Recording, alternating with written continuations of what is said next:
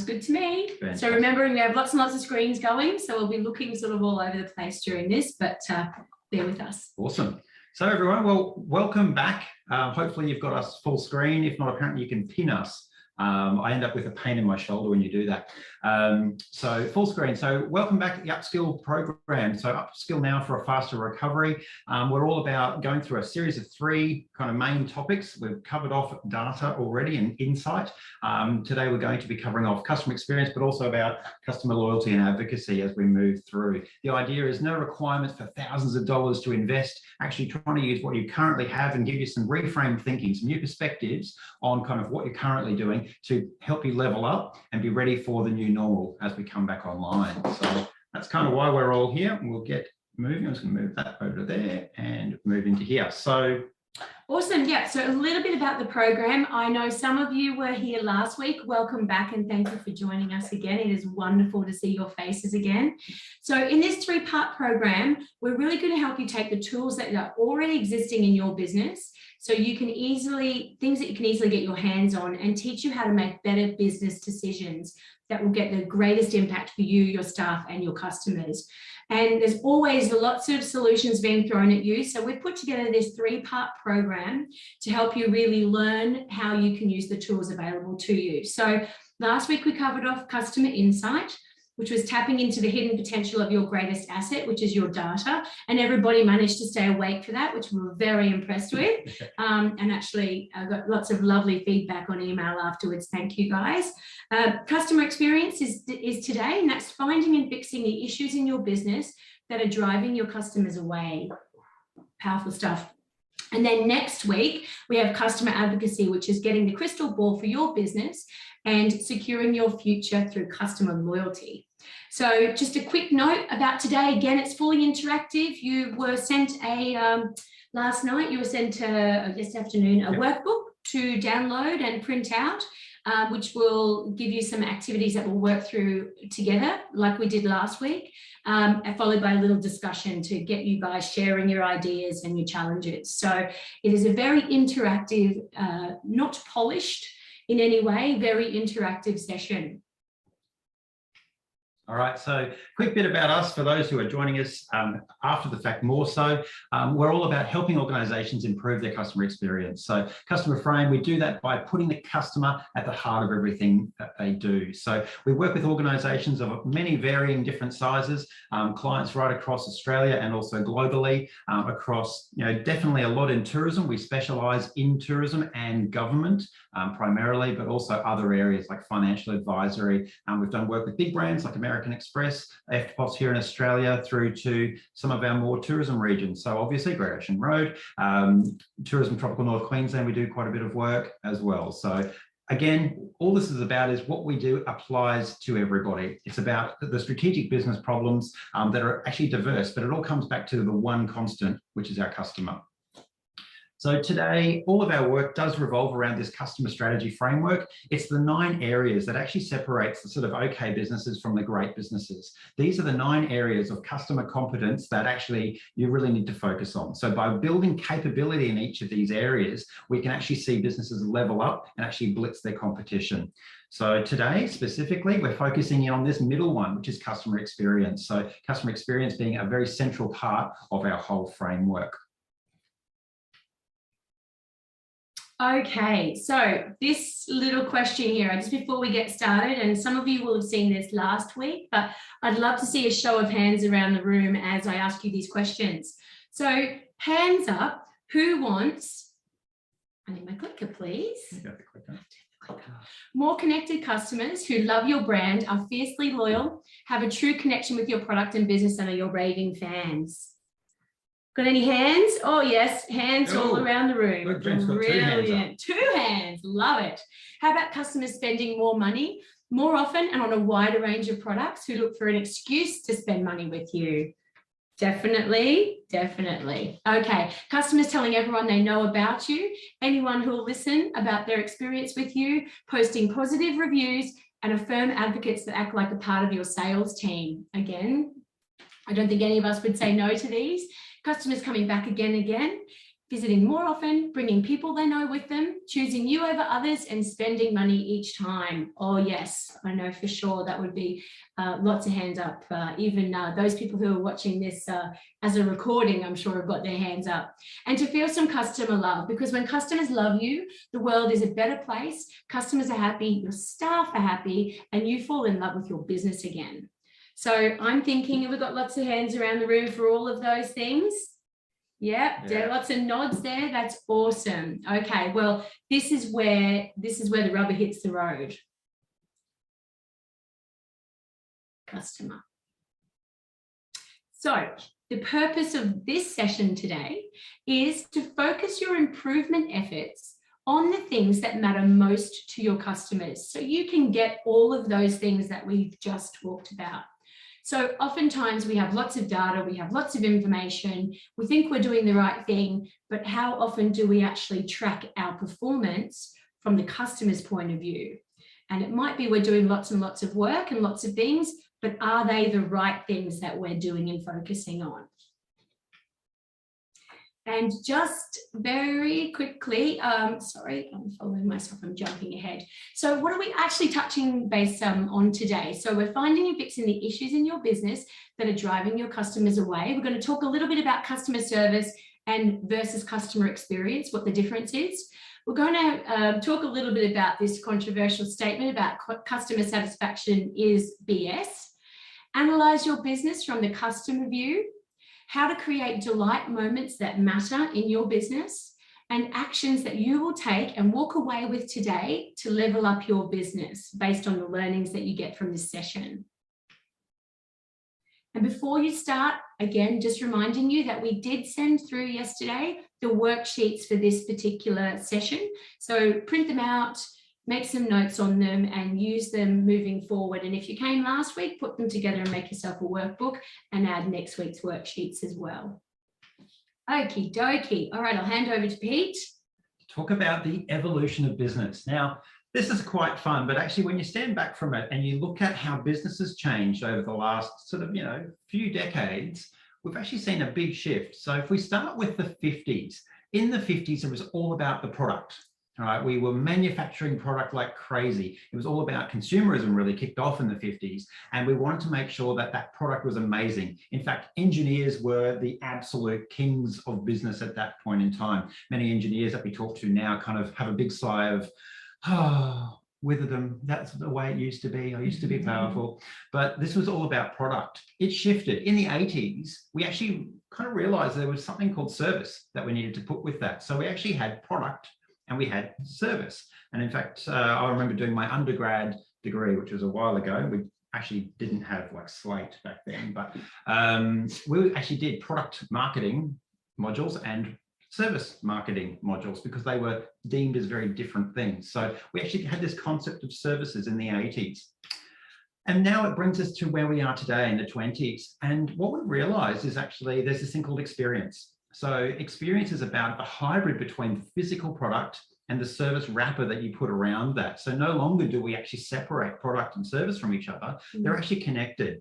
A great example of this is, has anyone bought an iPhone ever? A little raise of hands. Yeah. Generally, 48% of Australians have got an iPhone. So there should be at least half of you raising hands. When you opened that iPhone, right, do you remember getting the box? Everyone? Remember getting the box? And what happened when we got the box? You had the box in front of you and it went as you opened it. Do you remember that? Do you remember that moment with the iPhone? Yeah. And so what happened was, it's not just about the product. The product itself is like $100 bunch of circuitry in one thing. What Apple have done really, really well is they've realized they need to wrap a service layer around that. So the experience together is that. And we were talking to one of the product developers from Apple about what is that? And it's actually going back to the Star Trek doors, the noise that they made. And it actually takes us back to this idea of really advanced technology. At the end of the day, it was built in as an intentional design of the product to create that overall experience with it. They've also obviously extended far beyond that with the service layers that go with the iPhone. That suddenly takes a $100 item to something that we're now paying $2,000 for. So this is the difference between going from a product view, the 1950s view of the world, and where we are today, taking an experienced view of the world, looking at our product that we provide in a tourism sense. That can be our accommodation or our tours, and the wrapper that we put around that, the service layer that sits with that. All right, I'm going to keep moving along in the journey today with you. Customer experience is king. And here's some stats. We love putting some stats out there, but 86% of buyers will pay more for a better customer experience. It's as simple as that. So, you know, beyond the product alone, we start shopping on product, we can shop on price. We lose our point of value. So 86% will pay more for a better experience. 89% of consumers have stopped doing business with the company after experiencing poor customer service. Right? So there's this interrelation between service and experience. If we get it wrong, it actually does really impact on our profit line, our bottom line, our ability to grow. Customers 4 times more likely to buy from a competitor if the problem's service related versus price or product. So it's the how we put this thing out there, not just the what, the product. And lastly, and this is probably the most important one that I'd like you to anchor down for the rest of today, and please write this one down because it's not anywhere else in your material. 70% of buying experiences are based on how the customer feels they're being treated. Now, there's a key word in there, right? Feels. I said the F word. Yeah, you did. I did say the F word. And ultimately, it's about how they feel they're being treated. So not how they're being treated, the physical way that you think they're being treated. It's actually their perception. Now, what's the best thing about perceptions, folks? Remember, this is interactive today. So what's the great thing about a perception? I'm going to look over here to the screen. Anyone want to chime in? What's the great thing about perceptions? They can be changed. Yeah, absolutely, Liz. They can be changed. They can be influenced. They can be molded. So we can actually be doing the best delivery possible, but unless the customer perceives that's the case, we've actually lost the game. And that's what we've really got to focus in on. And we'll be talking about one of those aspects today in this journey through our customer experience. So let's keep moving. One of the biggest challenges, and this is a key word that you'll hear right throughout anytime we talk about customer experience, is consistency. I'm just going to let Tanya into the room. Sorry, just give me 2 seconds. I've got to find where my mouse went. Letting Tanya in, and we'll keep moving. So consistency, how do you deliver it every time? When we think about customer experience, it's what separates the great from the average. All right.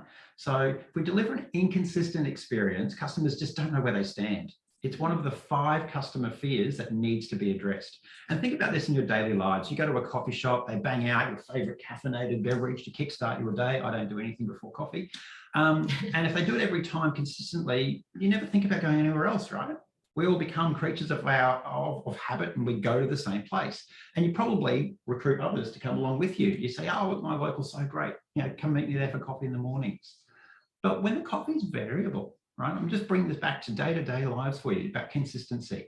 Some days are good, some days aren't. You know, on the service that might be delivered, sometimes it's engaging, sometimes it's blank other times. Well, do you go back? You don't go back. Oh, it gives me an excuse to look for somewhere else. So as soon as it's inconsistency, one of my fears drops up is it going to be any good this time? Yeah. You know, and this is one of the things, and the biggest challenge of a customer experience is getting consistency. And that's what we're going to be talking about today. All right, so over to delivering consistency. How do we do it? How do we deliver that and connection? Yes, very, very good question. Okay, so let's take a look. So bear with me, this is a bit of a big slide. So first of all, let's take a look at the difference between customer service and customer experience, as they're often confused and even worse, interchanged with each other. So it all starts with your customer, this little guy in the bottom of the screen, and they're actually on their own journey. So for travel, this is from dreaming, planning, booking, experiencing, and then reflecting. Okay, so the customer's got their own things going on even before we start looking at any sort of interaction with you. So then at the operational level, we have a series of individual service moments or touch points between you and your customer. So these can often be unintentional and fragmented, often related to different staff, different processes, even different locations that these touch points occur. So it could be face-to-face, could be online, could be on the phone, could be email. These are what we would align with customer service moments. They're very operational. And this is where variability comes in. And if you're not aligned and intentional in your focus, then it's likely that these individual service moments will be inconsistent for the customer. So these customer service moments then cluster to create customer experiences. So a customer experience is simply a collection of service moments and can be either intentional or unintentional. And you have the choice and the control over that. So the better your customer experience, the stronger your customer and your competitor advantage. Okay, so the more intentional you can be across your customer experience, the stronger your brand, the stronger your business, and the more likely your customers are to choose you over competitors, and they won't have the excuse to look for reasons to leave you and find somebody else. We don't want to give them those things. That's a really bad thing to do. So then we look at the customer experience and what's going on in the interactions with you, and we ask ourselves, what are your critical moments? So every service moment isn't actually critical to your customer. There's going to be certain key moments that make the most impact and are the most valued by them. And this is where a lot of gut feel comes in, and a lot of, I think it's here, but actually if we don't start looking at it in more depth, we could be focusing on the wrong things and trying to change things that actually customers don't care about. So it's about focusing in and really getting these right, these critical moments, consistent every time. So it's about being intentional in the experience you want to deliver and making sure that at least those critical service moments, those little red circles, are meeting your intent and of course your customers' needs. Okay, so hopefully I was looking around the room. Does that make sense to everybody? Yeah? Lots of nods? Excellent. We know it's a simplistic view, but it's often we put service and experience together, and it's quite liberating to see, actually an experience is just a collection of service moments, and that gives you the focus to be able to create the changes that you need to make. So cool. Excellent. So we're hitting you up early this week with our first exercise. Okay, so given that we've just talked about the critical moments in your customer's experience and their journey, what we want you to do is we want you to turn to your workbook and your worksheets and think specifically across your service delivery and the product and service that you deliver. What are the 3 critical moments in your customer experience? What are the 3 most important parts of the experience for the customer?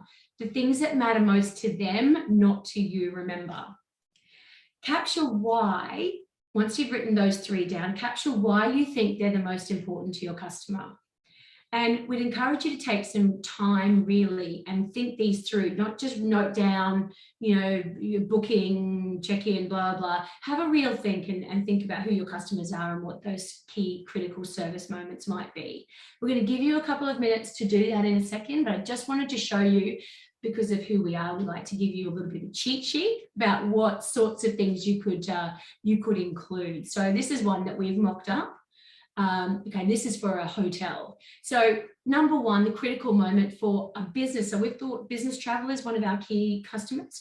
So making the online booking is one of the most critical. And why? Well, because they need confirmation immediately, they're time poor, and they just want to know that plans are confirmed. So they can book car hire and confirm their meetings. So they just want it done. Number 2, arrival and check-in. They're time poor, often running to a meeting from an early morning flight or flying in late at night for the next day's meetings. They're tired or in a rush, and they just want the process to be easy, pain-free, so they can get on with their day. At night, they're hungry and will likely need food. So think of products we could sell there as well. So if they're arriving at night, what types of things might they need?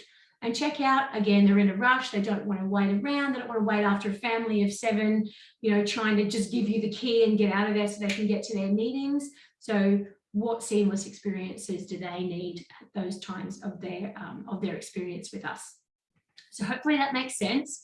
I'd love you to have a moment now and note down your 3 critical moments and why you think they're critical. Is that okay, Pete? Absolutely. Yeah, and I'm going to leave. Can I leave the cheat sheet on? Yeah, we'll leave the cheat sheet up for you, just like that. Just to give them a little bit of info and inspiration. So just a couple of minutes. Yeah, just a few minutes. And then like we did last week, we'll come back and discuss together, and people can share what their critical moments are and why. Yeah. And those critical moments will be different. Yes. You know, for every different business that we have on the program at the moment, you know, you're all massively different. So, you know, please don't think, oh, well, I've just got to do the ones that are in the example. That's not it. For your business, it'll be different. And even two of the same type of business, two accommodation providers, can be a very different experience depending on which customer mindset that you're running from. So you can just sort of take an overall view of what you think is applicable for everybody or all of your customer groups, or you can focus in, like we have here in the example, about the business traveller or the family traveller, and you can actually start to get a really good perspective on what is most important. So we'll shut up for a bit, let you do some work. We'll give you about sort of 2 to 3 minutes to sort of note this down, find those 3 moments, and why is it critical.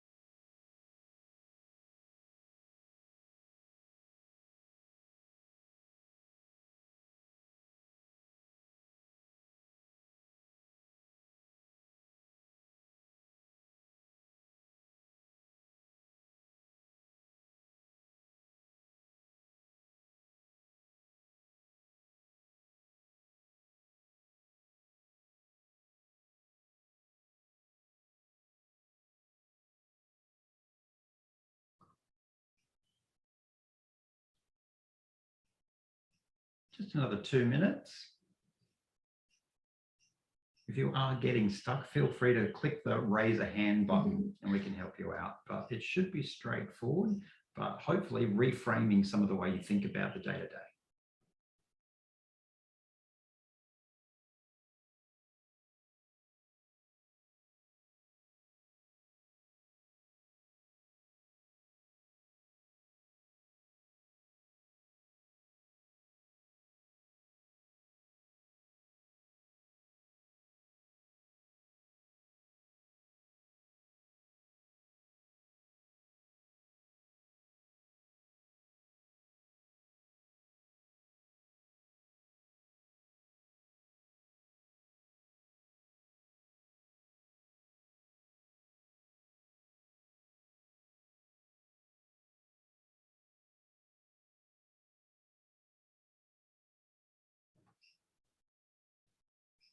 Okay, folks, just finishing up your final thoughts. Let's come together and have a quick discussion.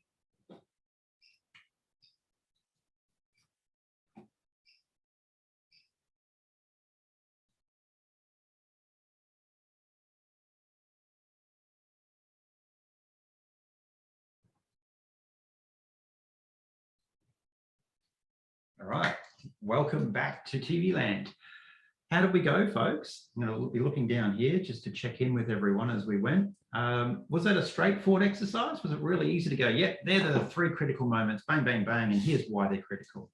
So I'm seeing a few nods around the room there. Becky, you've got some thoughts. I saw you sort of absolutely head down and just nail that one. So would anyone like to share kind of what they found as the critical moments and kind of why they felt they were critical? Because often we can learn from each other in this moment to think about differently of our own businesses. Yeah, I can go if you like. Hey, James. I put response time to the first initial contact from the customer. So if they're going to contact me via email, and I put why is it critical? I guess it sets the tone of what's to come, you know. So not just, this is before they've booked the initial discussion, you know, I don't want to take days to get back to them. So it kind of sets a tone of professionalism, I guess. Great. And James, we would talk about that being the moment being first contact. Yeah. As a way of talking about, first contact. Great. Fantastic. I love that because a lot of people wouldn't think about that. Yeah. A lot of people don't think about the experience till they're actually speaking to someone or they're face to face with them. So I absolutely love that. And the number of, if you've done the work to get people to know you and then they've contacted you, I did a blog post on this recently. If you've done all the work and the marketing and all the communications and they're knocking on your door, you better answer it, and you better answer it quickly before they move along to the next door. So I love that. That's awesome. Fantastic. Anyone else? Yeah, I'll jump in. My business structure is probably really different to most people. We run a surf camp where everything's inclusive, so all their meals, all their surf lessons, yoga, surf theory, all the things. The three main things I pick up on, the first one is the initial phone call that we have with them. So it's not their first inquiry. They've already filled out an application form and sent it in, but it's us calling them and speaking them through it and actually selling them on their spot. But the real key focus for us is to make sure they're really excited about coming to camp. So the application form kind of has a bit of that, but for us, it's really building that hype and that excitement and creating those connection points. So we actually take notes of like little things that they mention about their housemates or their dogs or whatever in their customer profile, so that we can have those conversations with them when they're actually with us. The second one is that first dinner on the first night that they arrive, because it's our opportunity to set a really relaxed, fun, friendly atmosphere for all these guests, because they don't know each other and they're all, stuck together for a week of doing everything together. So it's just really important for us to kind of set the the guidelines and things from a practical sense as well, but also give them a sense of how it's going to be for the rest of their week, and again have them just really excited to be there. And then I think the third one is the surf lessons. I struggled with this third one because I was like, well, all of it's important, like every time we speak to them, but ultimately if we do a really good job in those surf lessons, even if we screwed everything else up, I think that people would still come back, because that's the primary thing that they're there for, is us giving them that attention in the water and making sure that they are, getting what they wanted from that. Yeah.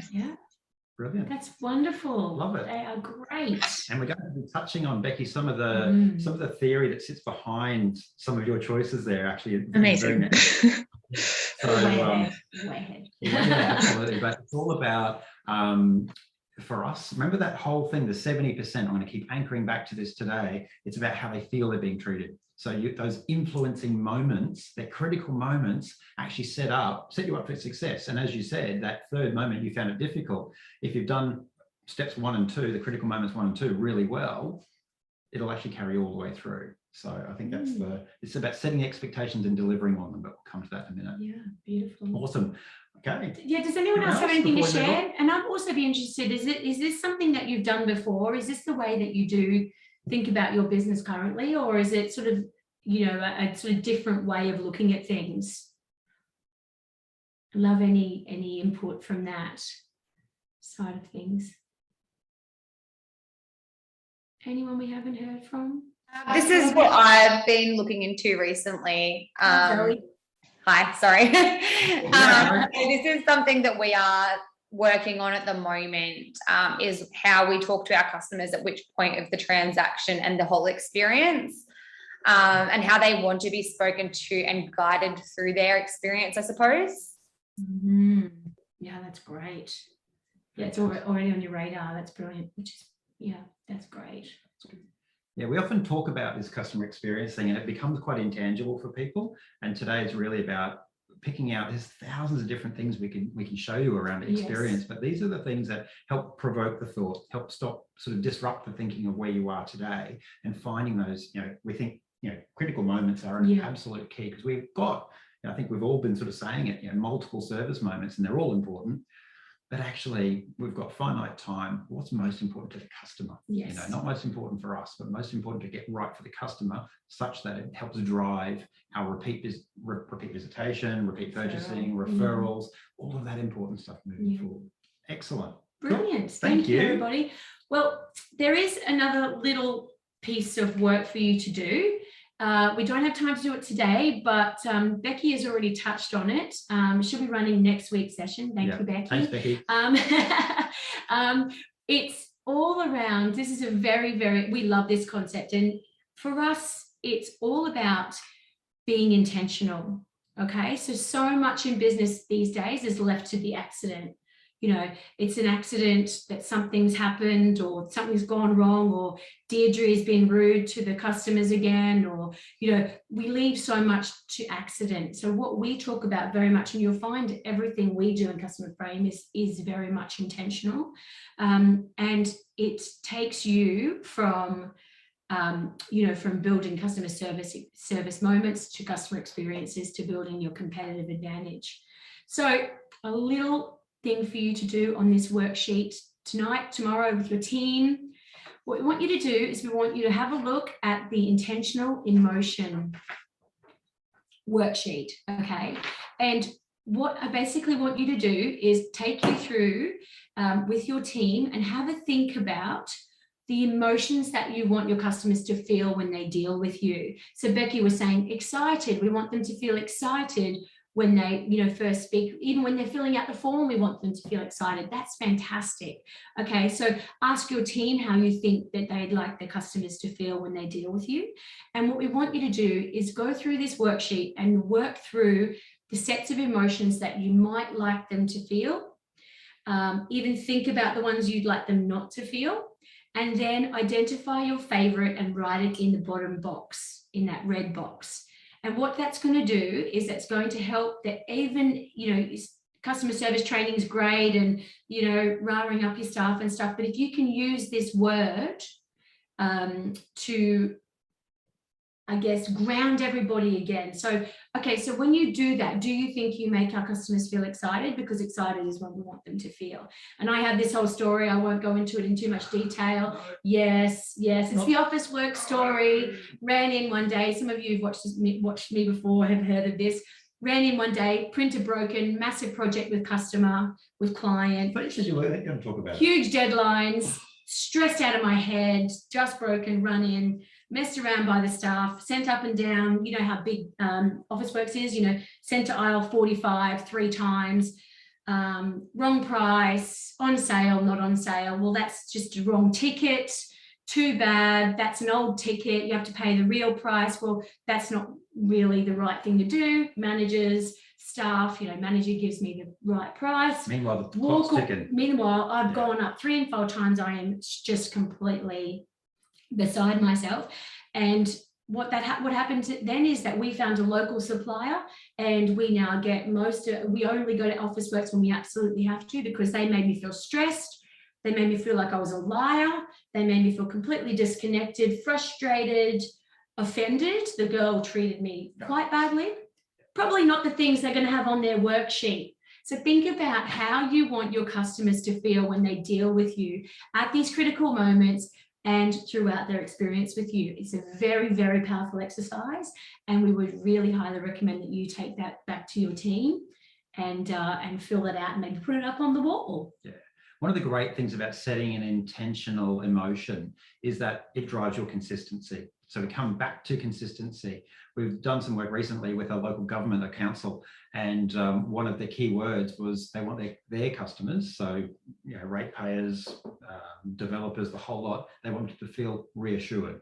So that's the key word for them. And now suddenly that's actually transforming their whole organization, because everyone's got clear about how we want that experience to play out. So it's very, very powerful, but it is homework. It's not something you do in this sort of session, because it does take time to think through. And again, I've just given you a little bit of a cheat sheet here. So some of the words that you might use, I'm trying to look very closely. Yeah, so then just basically circle the ones that you love, brainstorm them, write them all down, and then get all the way down to the last one and what you think is the core feeling that you want them to feel. And we also have a little kind of cheat sheet emotions vocabulary that we've given to you in the workbook, just to give you some ideas of some of the words that you might use. Because, you know, sometimes people come, when we first start this, they say, Satisfied. Okay. Well, does that reflect your brand? Is satisfied enough? Because everybody else wants their customers to feel satisfied. So really tap into who you are as a business. Or if you're typically male, masculine, we have like core emotions, which is good and not so good. Yeah. So be creative with it. Be creative. Gives you some prompts. Okay, rightio. Let's move on. So that's your homework. And please do that at your own pace. And please feel free to actually write to us with some feedback around how you found that, because it's one of the most powerful things you can do to actually transform your experience. But you need more time. 90 minutes, we're giving you what you need to really move it forward. So let's talk about finding and fixing the issues. And how do you do that? Well, traditionally, we've relied on customer feedback and reviews, and also customer satisfaction surveys to give us the insight. Now, we need to tackle this controversial statement right up front here. In our humble opinion, customer satisfaction is actually a bit of BS. Right? It is overall controversial, but we're a bit brave with these sorts of things. So work with us over the next couple of minutes while we show you why that's the case. Now I'm going to start here. I'm going to start here with the $95,000 question. So I'm going to pick a guinea pig to play with. Who wants to play ball? I'm thinking, Jenny, you've been really quiet. So if I may, she's like, did you just shrink on the screen? Yeah, she's like going under her table and off. All right. So Jenny, please come off mute if you can. And I'm going to work through an exercise with you.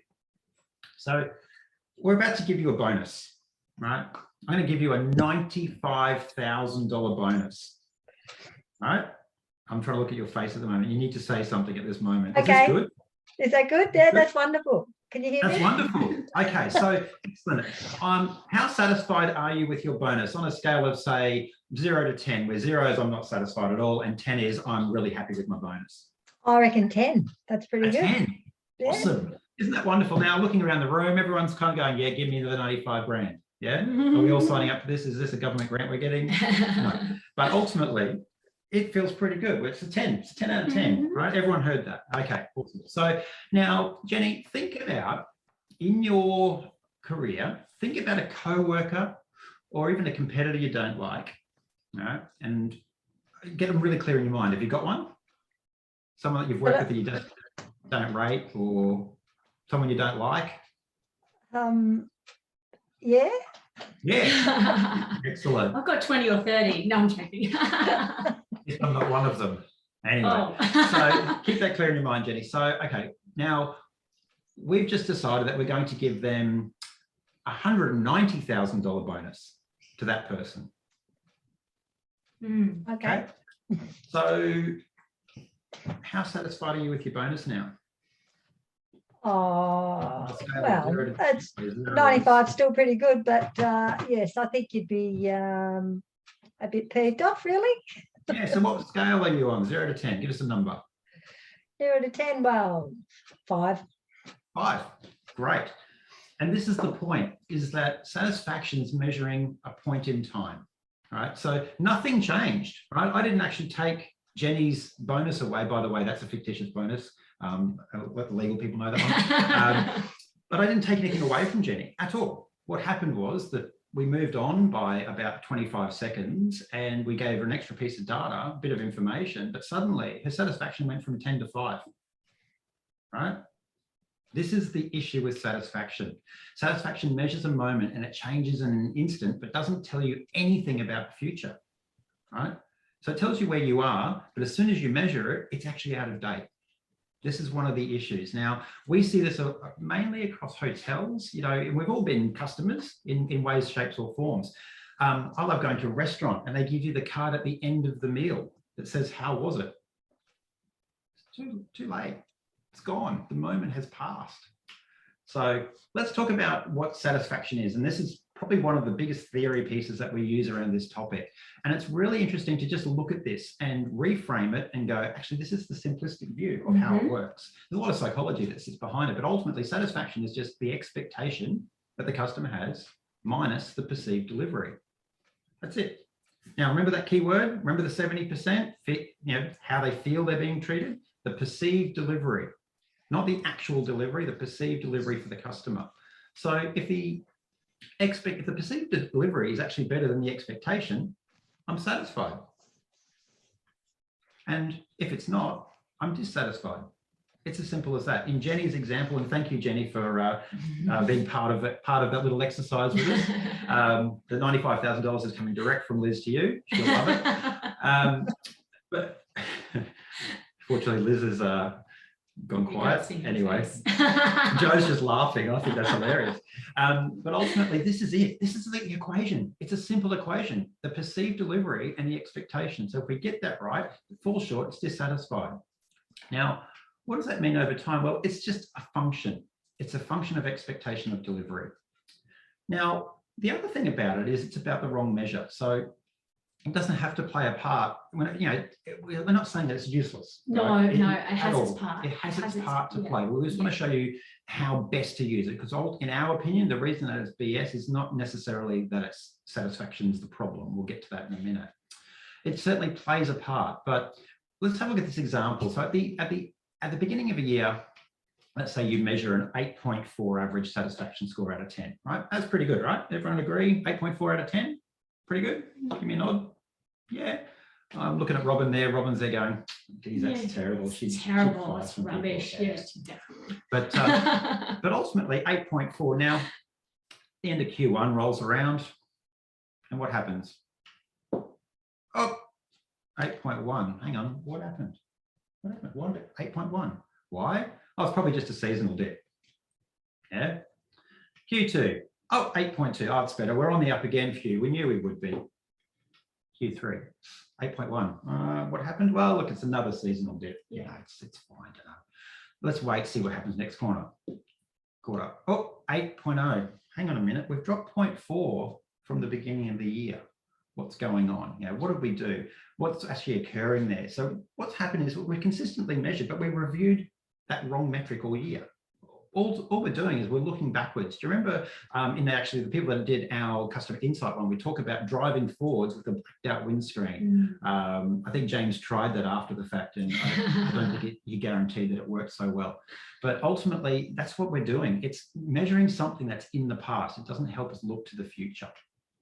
So consistently measuring and reviewing the wrong metric measured in the wrong way.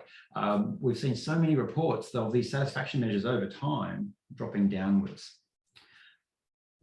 So we're a bit controversial around this, but we want to be able to show you the way to do this really well. So the real problem is actually where we measure it, right? It's not the measure itself. We've got the understanding of the basic maths of perceived delivery and expectation.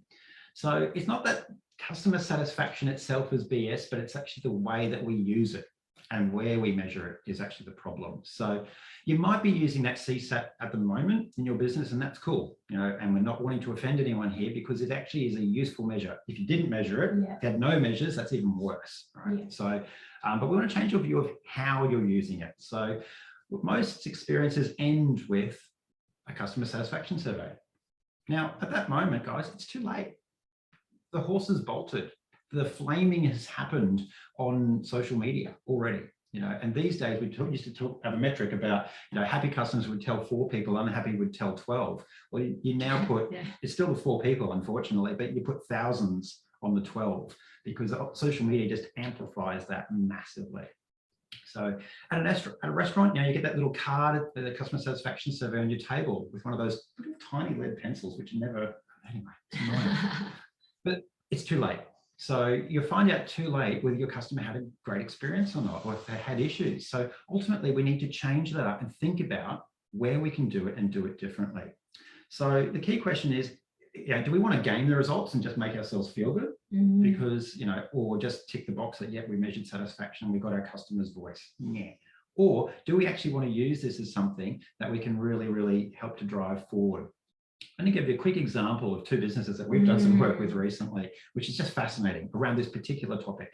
So I'm going to read this one because there's a bit more detail, but both businesses, we suggested moving the question to a more crucial point of their journey. So we had a real estate firm that were told us they were getting amazing results, right? This is actually one of the leading national chains, and that their customers were exceptionally happy with their service. But we know, because we're a customer, and that's not the case. However, finding out that they were asking the question to point in the customer journey where the customer is actually most likely to be satisfied. So the results are always going to be awesome. They weren't learning anything from it. All they were doing was basically getting another gold Logie award for themselves and patting themselves on the back. So, another major business we worked with was achieving amazing results around that. Again, it's the right question, but at the wrong part of the journey. Theirs particularly was around pre-delivery. They were asking the question, and it's a fairly rare product. So getting the product itself is elating for the customer, but it's actually 3 weeks later when the delivery comes, satisfaction drops off. They weren't measuring it. And actually, a lot of people were really dissatisfied at the point of actually receiving their product. They were great to get it, and they measured it there, and it was amazing. But actually, the satisfaction went from around 9 down to about 6.5 in a 3-week period. And that's the problem, because you don't then have advocacy and referral business moving forward. So both businesses, same findings, and we both basically moved this question to a crucial point in the journey where the CSAT performance would actually, unfortunately for them, go downhill. And this is about where you actually need to work out why we're doing it. Yeah. What are we trying to measure? And are we actually really wanting to create change here and improve the customer experience? Or are we just trying to win industry awards and whatnot? And that's unfortunately the harsh reality. We're known at Customer Frame for being a bit brave and a bit out there, but this is it. So we actually want to really instill this concept with you about that customer satisfaction really is an improvement tool. It's helping you find and fix those issues in your business, but we need to use it in the right way. So the way that we've been doing it at the end is actually pretty much useless to you because it's telling you about the past. It's not particularly fully useless, but no, it's not also as powerful. around the critical moments as well. Where are the critical moments, and asking those questions then to make sure that we are delivering the best experience possible. So let me give you an example of how this plays out a little bit. So 8 out of 10, and we're going to use a sort of generic travel journey phases here. I'll go off screen so you can see my screen. And it's a great frame to actually look at it. So very broadly, research and planning, shopping, booking, pre-travel, travel, post-travel, right? So if I'm scoring an 8 out of 10 at the end, that's great, right? However, in that journey, it could look like this. If I measure the booking phase, it's 8 out of 10, but pre-travel, I'm scoring 6 out of 10. Well, actually, I could be really peeving people off at that moment, but they're not going to tell me. And post-travel is a 9 out of 10. So my satisfaction actually changes over time.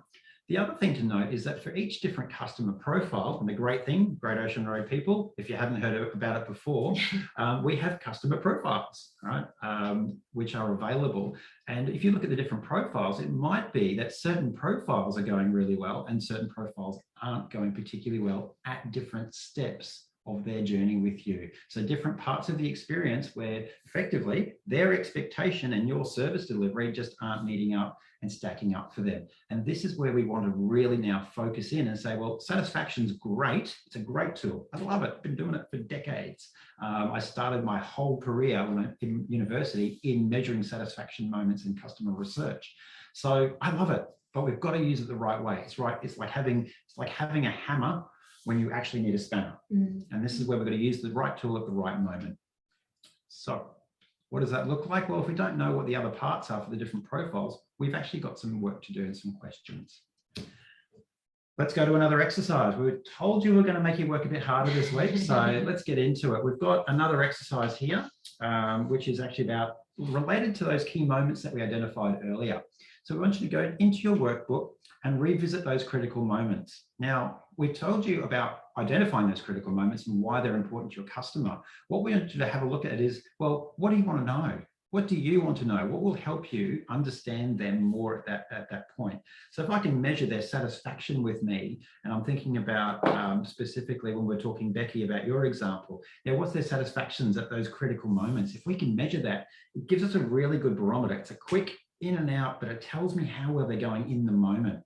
And by having that in the moment, I can do something about that. I can change that experience for them overall, because actually my early indicators, my leading indicators, remember our insight discussion about leading and lagging? It's a leading indicator then. It's where at the moment, the traditional way we do it is lagging. It doesn't tell us that we're looking at it far too late.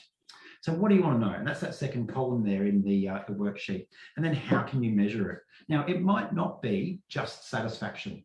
that you want to measure here. However, we would suggest it's a really great way of doing it. You want to be able to have a check-in with your customer at the critical moment. So capture any actions and notes here also at the bottom of the sheet. There's a little bit of a section there that you might have some actions you want to take later, which we will actually capture and put into an action log. So think about the key moments. I've got a cheat sheet here for you. And then a bit of an example of what it could look like. So again, building on that same example from before around the hotel, the critical moments, the online booking, the arrival and the checkout. Well, what do we want to know? Well, was it easy for them? Did they get all the info that they needed? And so how are we going to do it? Ask a question on the confirmation screen. Ask in the confirmation email with a drink voucher. So give them an incentive to give some feedback. So we want to capture this feedback at this moment. So this is why we talk about satisfaction, breaking it up. Now, you might be picking out satisfaction as a measure or just these different ideas. It's open. We're not saying just measure satisfaction, but think of it differently. So we want to spend a couple of minutes on this now. So it makes sense to transpose those key moments that you did in the first exercise on this program today, and then actually look at what do I want to know? What do I want to know that's going to help me really know whether the customer is actually really engaged and enjoying this experience, and how can I go about measuring it? Now that's going to be different for every one of the businesses that are involved in this program and beyond. So really take a few minutes now to have a think through. If you're getting stuck, please use the little digital raise hand, and we'll try and address that issue for you in the moment. And then post this, let's have a quick discussion again. Yep. All right, everyone cool? Little thumbs up for me if you're under control. Yep, brilliant. Beautiful. Okay. Excellent. And Robin's already head down. She's going. Yeah, she's in. We will be quiet for a minute and let you do some work.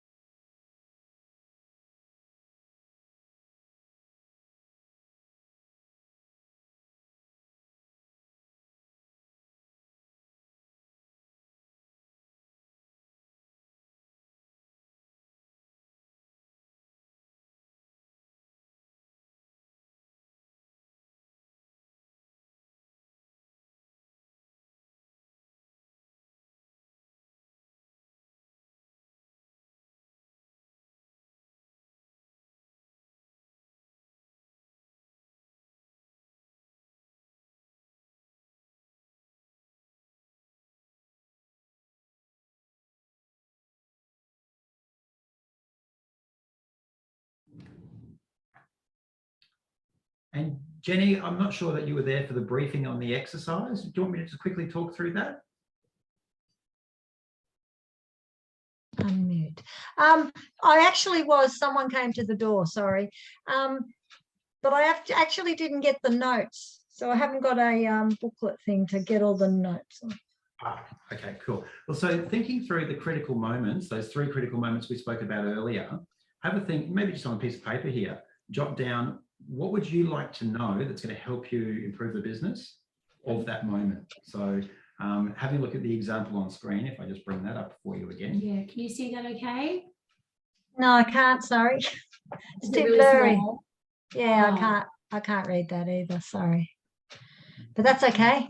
I'll just listen to everybody else. That's all right. That gets me out of having to answer questions. And you didn't actually receive the email with the No, I didn't get my with all my notes, no. But that's okay. Before? Yeah. Yes. That's all right. I'll make sure you get it. Yeah, no, that's okay. So Jenny, think about a critical moment and the things that you would like to know. So for example, what's blurry on the screen for you there is, moment 1, make an online booking. So what do we want to know? Was it easy for them?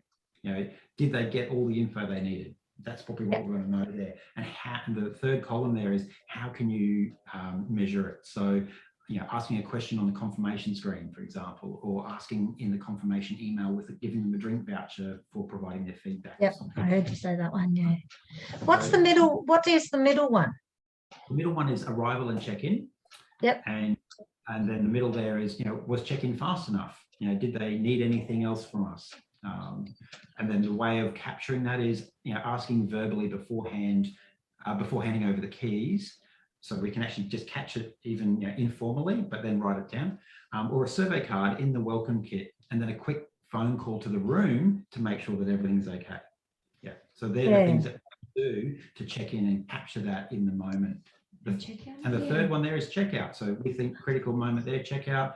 What do we want to know? Was it quick enough? And this is the business traveler. Did anything annoy them? We want to capture that stuff at checkout, even though it might be too late at that moment. At least we're still proactive in capturing it, because often customers will appreciate the fact that we care enough to ask them. And then finally, how can we do that? We'll ask at the end of checkout process before they leave, departure survey card at reception, and it's some sort of incentive to do so. So there's ways of doing it. Now, this isn't an exhaustive list. It's just an example to give you an idea of what's the moment, what do we want to know, and how do we think we might be able to capture it. Cool. The middle bit there, because people don't always. I'm in a motel. People don't always come to you anymore. That I might be in my office, but they won't come anywhere near you, sort of thing. So I find that if you go out there when people arrive and then you talk to them out and about, that's when you get more information out of them. Yes. Yeah. Perfect. And that's perfect for your business, and that works well. Yeah, I just find, because people, they don't really want to talk to you, but if you sit and you make the effort to talk to them, well, they will talk to you better, and you find out more and you get on with them better. Yes, yeah, absolutely. Yeah, exactly. And the longer you can hold that rapport, they feel more comfortable than to say, oh, actually, no, the bathroom might be a little bit tired. Yeah, all those things. Sometimes it's good, sometimes it's bad. But yeah, all that sort of stuff. So you find out if they've got a problem. You say, how's the bed? Sleep all right? Is there anything you need? All that sort of stuff. So other than that, if you wait for them to come to your room, well, if you wait in your office for them to come, they won't come, and you don't. Yeah. And then it's just a matter of using that input. So say, for example, because we do a lot of experience development workshops and things, if consistently people are saying, oh, yes, the birds are really noisy, I find they just keep waking me up at 5 a.m. or the road's really noisy, you can do proactive things with that. You could put a little kit in the beside the bed that says our neighbors are our guests tell us our neighbors are really noisy, and then maybe put like a picture of a bird, and then put a couple of little earplugs there. So you can take the information that they're giving you, telling you the problems, oh, there's a bit of a funny smell in the bathrooms. I don't know, it might just be the old plumbing, or right, okay, well, let's have a diffuser in there from Kmart, you can take all these do all these proactive things based on this stuff that they tell you. And it's the stuff that when I go into a room and I see that our neighbors are really noisy, I'm probably going to Instagram that, because it's really, really cool. Yeah. And it's really thoughtful. And it's before I wake up at 5 a.m. and are really cranky because the birds have woken me up. You're a step ahead of me. So this is where all of these little bits of insight can start to improve your customer experience. And I think a critical moment for anyone is 5 a.m. in the morning. You don't need to list that one down. No one wants to be woken up earlier than they. That's not a critical moment for me. No. I'm asleep. Yeah. If you're being woken up by crows at 5 a.m., you might feel a little bit differently. But so opening up the discussion. So on this exercise, measuring the key moments. So we've identified the key moments, and now what do we want to know and how do we do it? Any other feedback around the room? So thank you, Jenny, for sharing some insight there. So Becky, Robin, Liz, Joe, Kate, Tanya, James. Who have I missed? I think I've got everybody. Anyone want to share something? I'm happy to jump in again if you want. Thanks, Becky. I don't know. I feel like maybe we need to do a better job of this, because I feel like we kind of do ask at all the critical points, but they're literally just conversational asking. So I'm thinking like our initial call, part of getting them excited for it is asking them, what do you want to most get out of coming and staying with us, and what level are you surfing at the moment, because we actually use that information to plan like which instructors we put them with and to tailor their experience to them. So we are asking those questions. And same goes with like it's a bit different because we're in constant contact with them, right? Like what we do is an experience, like we're with them every meal, we're with them for the surf lessons, the yoga, so we're constantly asking those questions throughout. I'm just wondering if there's a more formalized way that we could maybe be doing it, and I'm not sure what that is. So that's where I'm sitting. Brilliant. I absolutely love that. And, you know, when you were speaking it, when you get this insight from your customers that it's not actually always about necessarily improving stuff, but it's the opportunity. So, for example, and it may not be possible for your specific customer, but if they start telling you what they're hoping for, I love that question, because then you know what to expect. You know what they're expecting, so you can meet those expectations. They're thinking like a luxury hotel or a dining experience. This could apply to anything. Is what about the packaging opportunities that you could provide? So if someone says, actually, I just really want to relax, I want to put my feet up, I want everything to be easy, I've got, busy life, busy kids, busy family, blah, blah, blah. Right, okay. So we're thinking margins here as well, and growing your business and making it easy for the customer. So the two beautiful things come together in the customer experience. Here's a package that we can provide to you that makes your life easier and fulfills those things that you want. So for example, family arrives 7 o'clock, been in the traffic, checking into a hotel. What about a package that has the meal for kids sorted? So you walk in, there's a hamper, there's pasta, there's pesto, there's a chicken and some mushrooms, and you can whip it up, throw it in the kitchen in your apartment. Kids are sorted. Oh, and there's a bottle of wine and some cheese and crackers for mum and dad.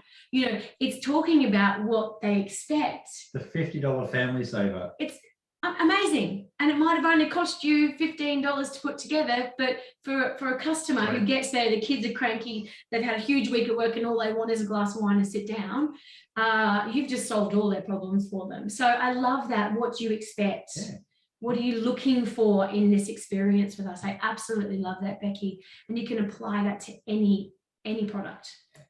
Beautiful. Love and it. I love that you want to formalize that. I think that's really powerful, because you may actually find other opportunities, new packages, new extras. For an extra $45 you can, and you might not do it now, but it could be something that, and they'll be like, oh yes, I would love that, please. There's another $45 coming into your straight to the bottom line. Yeah, which is awesome. Excellent. All right. Conscious of time. Conscious of time. Does anyone have anything else any burning comments before we move on? Should we jab it through it? I just realised that you and Joe are wearing really bright colours. Yeah, we are. Because we're sunshine, basically. Yeah. Okay, let's move on to the next section. This is our last little section, analysing reviews to reveal the issues and opportunities. Okay, so customer reviews are pretty standard these days, right? We all know them. That's fine. Read a review, respond to a review. Read the next review, respond to that review. Read the next review, etc., etc. But what if we told you that customer reviews can do so much more than just fill your day with responding to them? So customer reviews and star ratings, don't we just love them? We have a little story about star ratings, actually. On a business trip a couple of years ago, we used an Uber to get us from point A to B. That's right. As typical with Uber, you're allocated a driver and a car. So much to Pete's disappointment, he'd much rather choose it and tell Uber what he wants, and they've got that service now. But back to the story, we meet our driver, Simon. Okay, so Simon and his Uber experience have been awarded 4.92 out of 5 stars.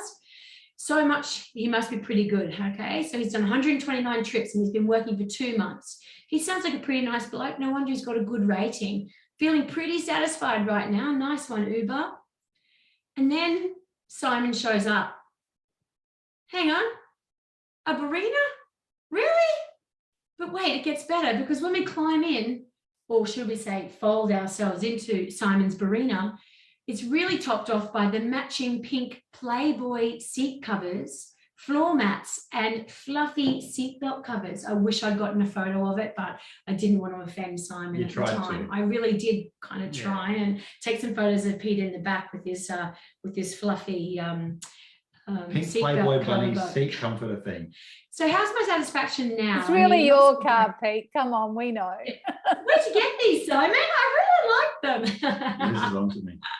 He's still a nice bloke, but an old Barina, knees up around my ears, Playboy, really, is it really?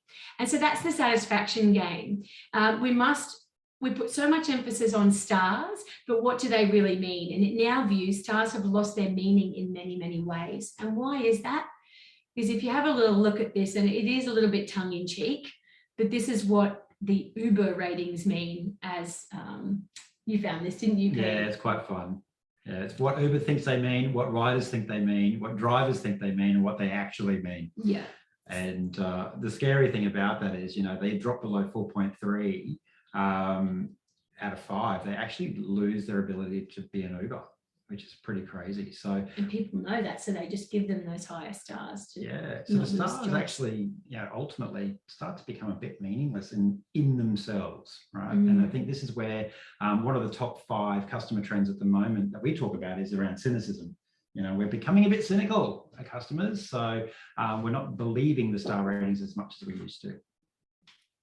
Okie dokie. So good, bad, and ugly of reviews. So the reality is this: customer reviews are here and they're here to stay. Some of us love them, some of us hate them, and actually used correctly, they can help you identify where you can improve your business and operation to drive greater satisfaction, loyalty, and advocacy. They definitely help provide social proof for new customers as well. Sorry, I'm reading a little bit of my notes here, but we tend to get hung up on them for all the wrong reasons. In fact, I've watched a lot of experts' presentations over the years where they've put a lot of focus on customer reviews, and in particular on responding to them. And I've heard, you've probably heard this too, I've heard some people say that you absolutely must respond to every single customer review within a short time frame, like normally a couple of hours.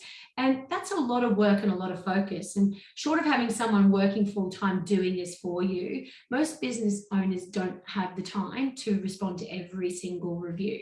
And if they do, they quickly use up all their time responding, actually, instead of fixing the issues that are going on in the business causing those reviews. So what happens? We tend to try to save time. So we copy and paste responses, which quite frankly just comes across as inauthentic, and customers can see that you've just copy and pasted. So it actually can provide more damage than not responding at all. So instead, at CF, we advocate for using your customer reviews and embracing them as a business tool to improve rather than another item on your to-do list that keeps you looking backward at reviews and responding, and not forward in fixing the issues that are coming up. We're not saying don't respond to them, but just be careful where you put your I guess your attention, really. Okay, so long list to stars that say nothing. So when we start to gather customer feedback, it comes in various forms, and for some of you can feel like drinking from a fire hose. And in fact, here's an example from a client that supplies solutions to hotels, motels, and apartments. It comes in thick and fast. You get sucked into the void without having any time to do anything about it. The info piles up and up and up to where you just don't know what to do with it all, and you feel like you're drowning. I don't know if you guys feel like that in your businesses, but actually certainly we do in ours. And that's if you can even make sense of some of it in the first place. There's a long list of data, there's stars that actually say nothing really, and a lot of your time can be swallowed up in not only reading your reviews, but trying to figure out what to do with them after them. So it can be overwhelming, demoralizing, and downright tedious, getting all this data and actually trying to do something with it. So we want to introduce one of the greatest tools and one of the greatest inventions, which is a word cloud and clustering around word clouds. So what it enables you to do is actually visualize what's going on. So what you actually do is you scrape a lot of that information and you dump it into these tools, and it generates these fantastic visualizations, which uses frequency analysis and some other linguistic tools, depending on which one. But it actually helps bring to the surface what's going on. You don't have to wade through tomes of information to get insight like this, and help improve that customer experience, finding and fixing those issues that we need to do across the experience zone. So get to the root cause, not just the noise. You know, you go back to that previous slide that Sueanne was on, don't do it. Oh, there you go, you've done it. But, you know, on the left-hand side there, this is what our client was wading through. You know, they were trying to make sense of it. And we went, well, hang on a minute, grab this, dump this into a visualizer like the word cloud tool. And it actually really brings it to light. Now, you can do this in a range of different ways, and we'll show you the tools in a second. But one of the things that we do quite a bit is we actually use it to segment what's going on. So let's take your positive reviews, actually dump that data into one of these tools and see what your customers are saying. There'll be elements of what comes up quite frequently that visualize to go, oh my gosh, they're all saying the same thing. That hotel supplier that we're talking about, they do linen, you know, it's not a sexy company in that sense, but one of the things that came out for them is their dissatisfied customers kept saying their queen size bed sheets were too small. They were losing customers out the door because the sheets were actually physically the wrong size. Now, it didn't come up in 2 years of other research that they'd done. We visualized their customer feedback through a word cloud just like this, and it said queen sheets. It kept coming up. We're going, what's this about? It enabled us to go back, search for queen sheets, and we found all these comments that were hidden amongst all of those tomes and reams of data about the queen size bed sheets being too small. They changed it, and suddenly customer retention went up. You know, the customers flowing out dropped. Customers that were in the bucket kept staying and growing as they kept growing their business. So it's a really powerful tool. Some of the tools that we use here at Customer Frame, and we're not doing this exercise today, but we wanted to show you how powerful this is, because you can do a whole day just on these ideas. Wordclouds.com, there's online versions, Word It Out, and also Wordle.net. Wordle actually has an app you can download to your computer, and you can change the shapes. You saw the love heart, one of ours there before, and we use this all the time. We also use it to talk about the different customer groups. So we'll be talking to you in the next session, the third part of this quick upskill series about advocacy and the 3 types of customers, which you have advocates, you have apathetics, and you have assassins, and every business has all 3 types.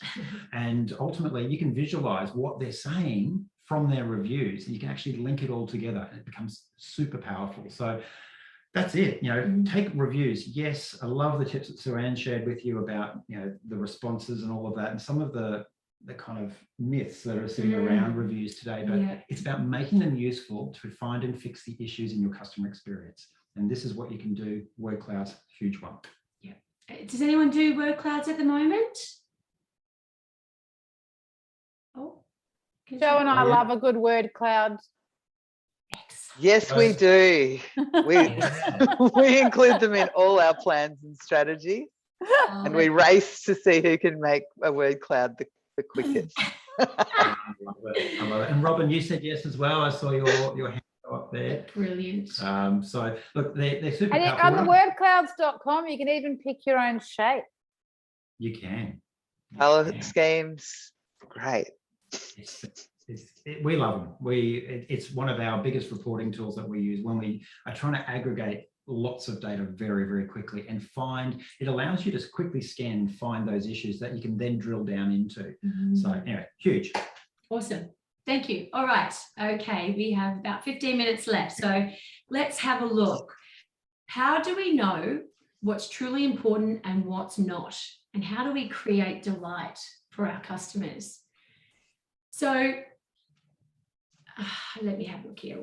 I'm trying to move my mouse on my computer to that screen there. This is the hazard of having the yin and yang of the duo on the technology, dude. And I've only had 1 coffee this morning, so you've had 2, so you're okay. Right. So remember earlier in the session we talked about 70% of buying experience are based on how the customers feel they're being treated, not actually how you're treating them. So it's all about perception and how the customer feels. And that is where your intentional feeling exercise that you're taking home is going to be very, very powerful.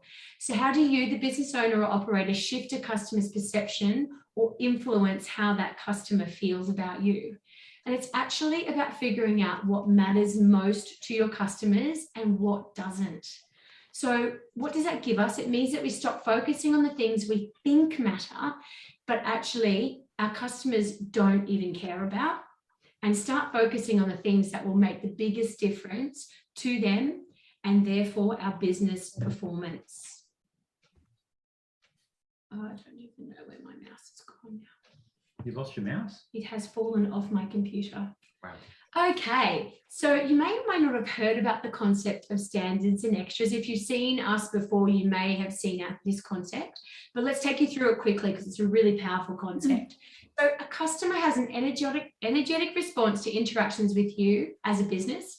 So if you do what's expected, their emotional response is fairly flat and indifferent because you've done it, right? I expected you to do it. Yeah, okay, good.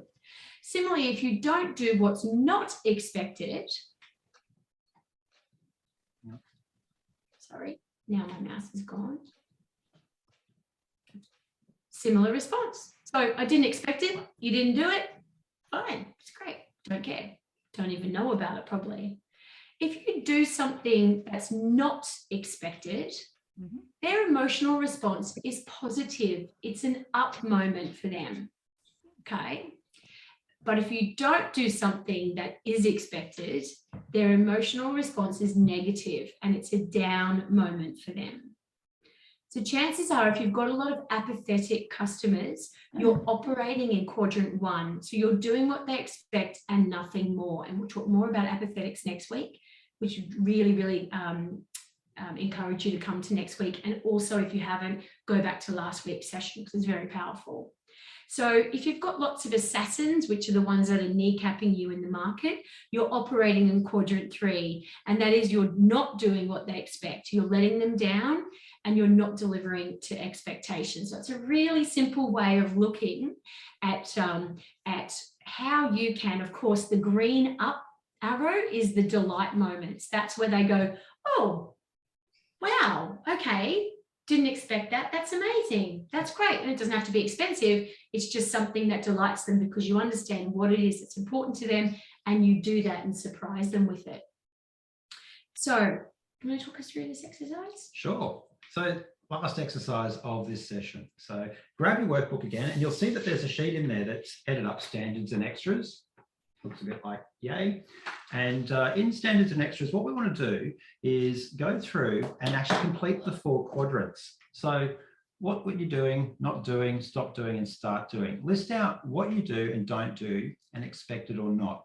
Now, what opportunities come out of this? So when you start really thinking about this and think end to end about your experience here, and you can use this in multiple ways as a tool. And our job is to give you the tools to really think differently in your business. So you can use this at a particular critical moment. So we've been doing those critical moments exercises today, but you can also just think broadly across your business. What are the things what are we doing today that's expected? Make a list. Yeah. What are we doing that's not expected? And actually make a list. What are we not doing that's expected? And be honest here, because sometimes we know we're doing things that are expected. We're not actually shaping up the way we need to. And then finally, of course, well, what are we not doing that's not expected? Yeah.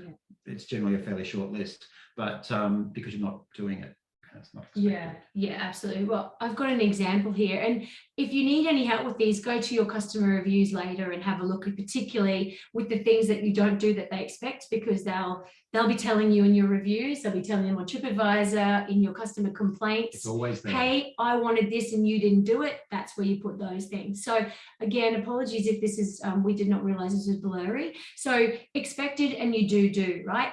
Standard check-in process, restaurant on site with breakfast menu, room service available at standard hours. Great, that's pretty expected. What don't you do that's not expected? You don't do a bed turn down at night. You don't do a daily room clean, and you don't have 5-star service or facilities. Now, I'm a 3.5-star motel in this example, so I'm not going to turn your bed down at night because it's a 3.5-star motel, and you probably don't expect me to because it's a 3.5-star hotel, and I'm not going to clean your room every day. So what's not expected that I do? I have a welcome drink in the room with personal note for returning customers. Welcome back, Robin. We're so glad you've come back. remember last time Robin actually ordered a white wine Sauv Blanc. Here's, here's a drink for you at the bar, or here's a little mini bottle of Sauv Blanc because we know you love it. Wow. Okay, it doesn't have to be expensive. It could just be a little thing that says, we remember you and we're so glad you're here. What about free Wi-Fi for business travelers? Okay, so one of the biggest frustrations when you're in business is you can't get Wi-Fi, you have to pay for it, it's slow, etc. Let's give them something that they didn't expect that will delight them. Something we don't do, but that is actually expected and we didn't realize, was free newspapers offered on arrival. So we're going to change that. So let's just give you some examples. So take some time now to write down what you think is expected and not expected, and what you do and don't do. Any questions, please put your hands up. We're almost there, everybody. And the great thing about this exercise, you can do this multiple ways. You can use different customer lenses. So you can grab a customer profile from the Great Ocean Road region, for example. Heard about those. I know, another place. Fantastic. And use them as one of those profiles. So you go and grab VJ, for example, and you say, right, for VJ, what are we doing? Bang. Or you do it for the generic business overall. Start maybe with the generic business is a good starter. Yeah. Keep it generic, and then you can go into the customer profile. So please keep your workbooks and keep the digital copies, because you can go back to this exercise multiple ways and multiple lenses over time. So it's a really powerful one, and it actually underpins building delight moments and really positive customer experiences. This is actually the key to it, is making sure that we've got enough up arrows to actually build that level of customer resilience, which we're going to, and delight, and we'll be extending on this concept next week when we talk about advocacy. So we'll shut up, let you do some work for a couple of minutes.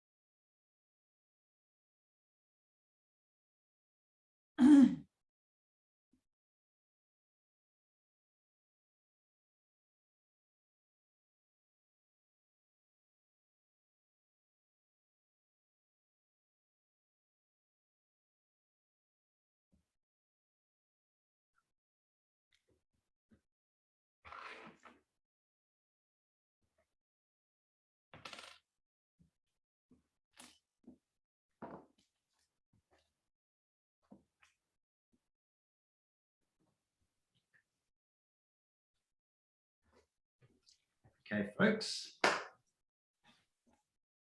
How was that? Let's get into a bit of a very quick discussion around this, because this is something you can spend a lot of time on, and we'd encourage you to do so. But just initial feedback around standards and extras, and using that to start thinking about your business differently and the experience.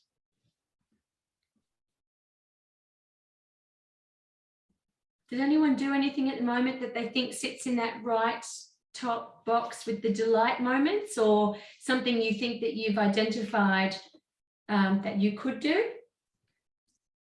Can anybody hear me? Yeah. Yes. Oh, okay. That's Kate. Hi, Kate. I do a lot of things like that. I meet people when they arrive. I have a list inside, as well as I text where everything is that they might need. I do invites for, if I see a koala in the garden, I tell them where it is. I send a photo of exactly where that is if they want to go and see it. I always say I'm available if they text me to be able to do a garden walk or come up for a fireside chat or cheese and bickies on the deck. So I really personalise everybody's stay, and the feedback that I've got is all about that it was way above what they expected. And they do mention that I had a clean, neat place, which is an expected thing, of course. A lot of people comment on the decor. Yeah, I very rarely get something that is a negative. The negatives have been like a power failure, pretty much a power failure a couple of times, which wasn't really us. It was brownouts and couldn't be helped. So anyway, brilliant. But yeah, and I do try to deal with anything that does come up. I'll be taking off shortly because something that did just come up this morning is somebody's heard a gurgling in the sink. So I'll be going down to check out our recycled water system. That's great. And Kate, that's brilliant. And we'd love to see, imagine what your word cloud looks like, you know, around some of that feedback. And you would see those words come to the surface. Yeah, I've never heard of that. So that was great. I mean, I've seen those. I've seen them. That's brilliant. Printed off, but I didn't know how people did them. So I'm looking forward to it. And you can use those word clouds when you do it. Look at the big words that come up and use those in your promotions and your social media and your marketing to say, these are the things that customers love about us. Okay. Use those words, use those themes. Okay. Oh, beautiful. Thanks, Kate. That's wonderful. Yeah, conscious of time. Yes. And look, and please feel free to, you know, email us, write to us, give us a call if you want to discuss those elements, because we're absolutely passionate about standards and extras, and the more you spend on that time getting those critical moments, the earlier bit, measuring where you're at, but also building the delight moments into your experience. That's when you start to win the game.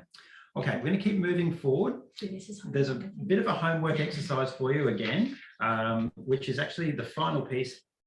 As you're going through, you're writing down undoubtedly a series of actions. We want you to capture them on this experience improvements log. This way, you're actually putting it into one place, and you want to be able to measure how you're going. There is a little thing on the end of there called an effort impact matrix, and it's about how much effort this is going to take and how much impact it makes to the customer. So you can rate them, you know, out of 10, whichever scale that you choose, which is going to be the quickest wins, which are going to be the ones that take a bit more time. But we really encourage you through this program and other things. We're sparking thought. We're not giving you all the answers here. It's about, because every business is different at a different stage and a different type, but gathering it into one place is a huge step forward and enabling you to then take it to the rest of your team to actually action and move forward. So, and the other thing that we like to capture, of course, is your key takeaway from today. So reflect at the end of the session, what was that key moment? You know, what was the thing that really resonated for me? And that is the thing that you'll probably take the most action around as you keep moving on.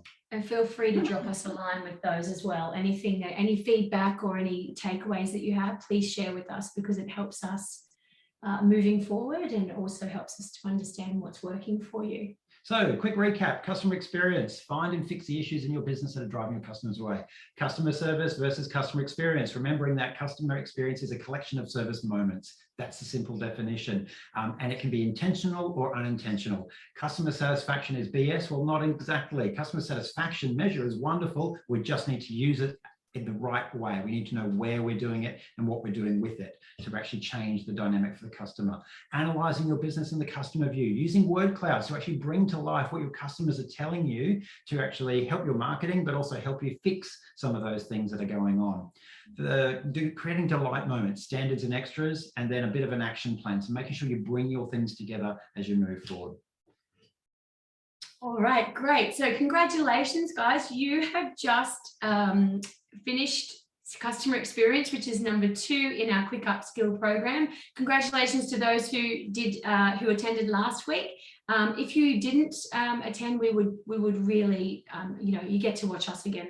Apologies for that, but it really does, you know, finish the puzzle. So next week we're talking about customer advocacy, and we're talking about the crystal ball for your business and securing your future through customer loyalty. So you will actually take a lot of what you've learned today and apply it next week. Okay, so each of these build on each other, really.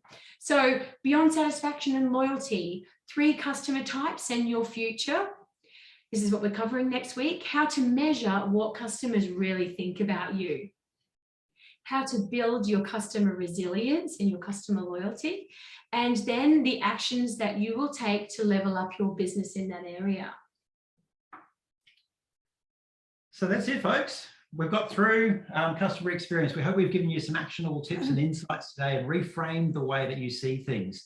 It's a big topic, customer experience. We can go thousands of different ways with it, but they're the things that we know that most businesses actually need a little bit of help and a bit of a reframe around. Yes, definitely. This was definitely a quick upskill sessions, and that is why it is called that. And we do obviously do other programs like experience development programs that we run that go into a lot more depth. But what we wanted to do today was make sure you had a few things, a few tools and ideas that you can use to apply to your business today to start making a difference. So without further ado, that's it from us. That is it from us. Any quick questions or anything? I hate to close the door before. Yes. How do I watch number 1? Because I missed it last week. Didn't have Zoom. And... was that you, Kate? Yes, it's Kate. Yes. Yep. Okay. How do I watch number 1? Yeah, there's 2 different ways to do it. The easiest one is, Kate, we'll just email you a link to it post this call, just so you've got access to it. And Joe at Great Ocean Road Regional Tourism is actually building an industry page where these things will be all housed over time. So if you were signed up for the first program, you actually get an automated email, I think, yes, with a link to it post the session. But we'll send that to you regardless, Kate, so you're straight into it. Thanks very much. No worries. Okay, and we will make sure everybody on the list has it in case, so you can spend an hour and a half before next week. So again, next week, same time, Tuesday, 10 a.m. Your time for the customer advocacy, customer loyalty part. And please don't forget, and I'm sure Joe will probably post another link here to the customer profiles for the Great Ocean Road region, which we've recently developed with the GORT team, and will be very powerful, aligned with this program. Awesome. Thanks, guys. Thank Any you, questions, everyone. email us, and we will see you next week. Thank you. Good to see you. Okay, bye. Bye. Thanks, guys. Thank you.